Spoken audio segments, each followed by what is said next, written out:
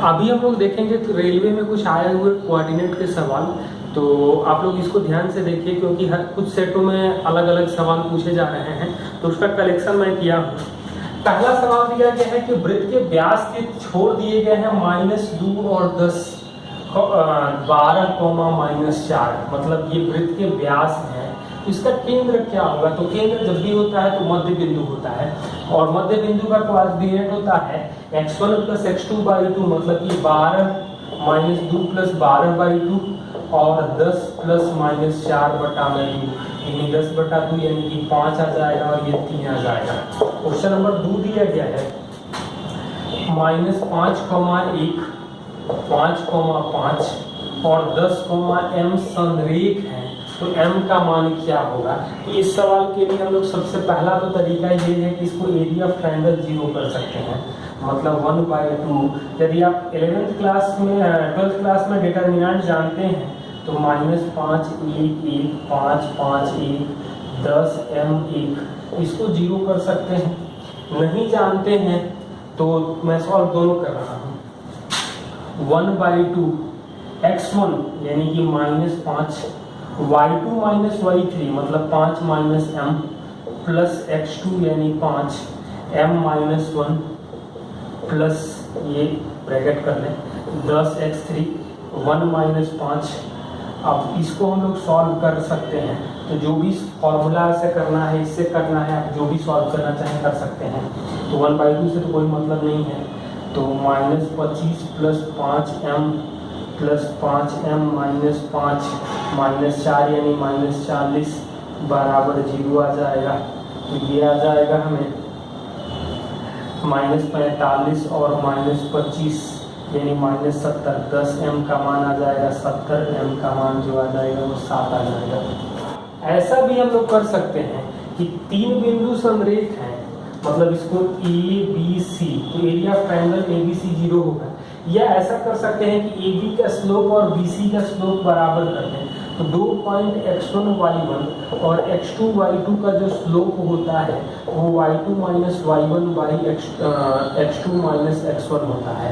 तो यहाँ से हम लोग ये कर सकते हैं कि AB का स्लोप और BC के स्लोप को बराबर कर दें, यानी कि 5 - 1 बटा में 5 - -5 बराबर m - 5 बटा में 10 - 5, ये दोनों को बराबर कर लें तो ये तो 10 आ जाएगा और ये 5 है, मतलब कटेगा 2 बार में, तो 4 बटा में 2 यानी कि ये 2 आ जाएगा, 2 बराबर m - 5 यानी कि m का मान आ जाएगा 7। तो इस तरीके से भी हम लोग कर सकते हैं। यह है कि a दिया है 3, 5, b दिया है -4, 8 और c दिया गया है -6, -9। तो a से गुजरने वाली माध्यिका का समीकरण क्या होगा? तो 3, 5, -4, 8 और -6, -2। तो यहाँ b जो इसका मिड पॉइंट होगा, मध्य बिंदु, तो ये आ जाएगा -5 और ये 3 आ जाएगा। तो AD का इक्वेशन क्या होगा? तो समीकरण में हम लोग पुट करके देख लें कि जो दोनों से सेटिस्फाइड कर रहा है, या दो बिंदुओं से गुजरने वाले लाइन का इक्वेशन होता है y - y1/y1 - y2 x - x1/x1 - x2। अब लिखने का तरीका, कुछ लोग यहाँ y2 लिखेंगे तो यहाँ y2 लिखना पड़ेगा, मतलब ये मिलेगा हमें y - 5 बटा में 5 - 3 बराबर x - 3 बटा में 3 -5, यानी कि 8 आएगा, 2 आ जाएगा तो 4 बार में कटेगा, तो 4y - 20 बराबर x - 3, x - 4y + 17 बराबर 0। या देख सकते थे कि कौन दोनों को सेटिस्फाइड कर रहा था, e को और d को। क्या है? त्रिभुज के शीर्ष दिए गए हैं 4, 6, 2, -2 और 0, -2। तो केंद्रक का नियामक या निर्देशांक क्या होगा? तो केंद्रक का नियामक होता है तीनों कोऑर्डिनेट, मतलब कि 4 + 2 + 0/3 + 6 - 2 बटा में 3। ये आ जाएगा हमें 2 और ये आ जाएगा हमें 2 बटा में 3। 1, 2 x, -1 और 4, 5 संरेख हैं, तो x का मान क्या होगा, मतलब एरिया ऑफ ट्रायंगल 0 कर सकते हैं या स्लोप बराबर कर लें। तो 2 प्लस 1 बटा में 1 माइनस एक्स बराबर स्लोप निकालना है ए बी का और बी सी का, यानी कि 5 प्लस 1 बटा में 4 माइनस एक्स।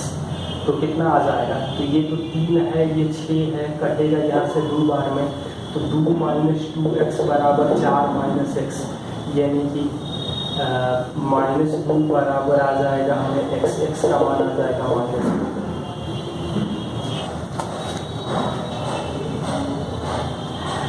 0,2, 0,3 और 4,0 का एरिया क्या मिलेगा, तो एरिया का फॉर्मूला होता है 1/2x1 y2 minus y3 plus x2 y3 minus y1 plus x3 y1 minus y2।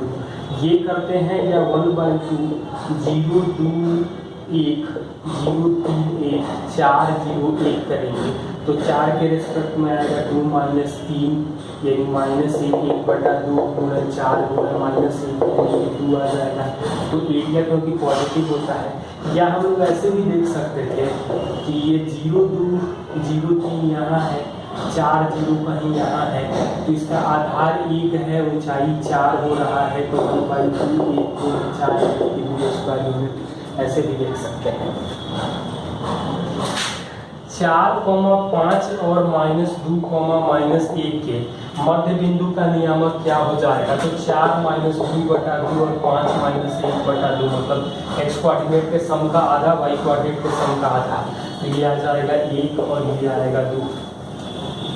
Next question दिया गया है कि a0 0 b और a,-1 समरेख है, तो क्या रिलेशन मिलेगा, तो ये तो 1/2 a into B plus 1 plus 0 के साथ कोई मतलब नहीं है, प्लस 1 के रेस्पेक्ट में करेंगे तो 0 माइनस बी बराबर 0, तो ये आ जाएगा, ये 1/2 भी खत्म हो जाएगा, तो A B plus A minus B बराबर 0, यानी कि ए बी बराबर बी माइनस ए, भाग दे देंगे 1/a माइनस 1/b बराबर 1 आ जाएगा, या स्लोप हम लोग दोनों का बराबर कर लें तो भी हो जाएगा।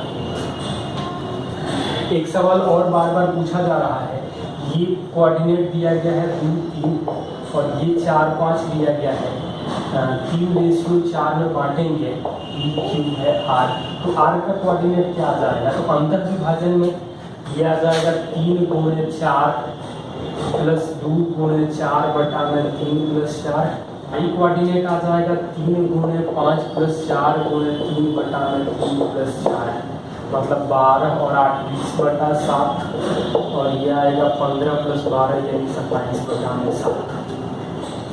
तो अंतर विभाजन का भी क्वेश्चन आप लोग देख लीजिए, बाह्य विभाजन होगा तो यहाँ दोनों माइनस हो जाएगा, ये दोनों माइनस हो जाएगा और कोई चेंज नहीं होगा, मध्य बिंदु में दोनों को जोड़ के आधा कर देते थे।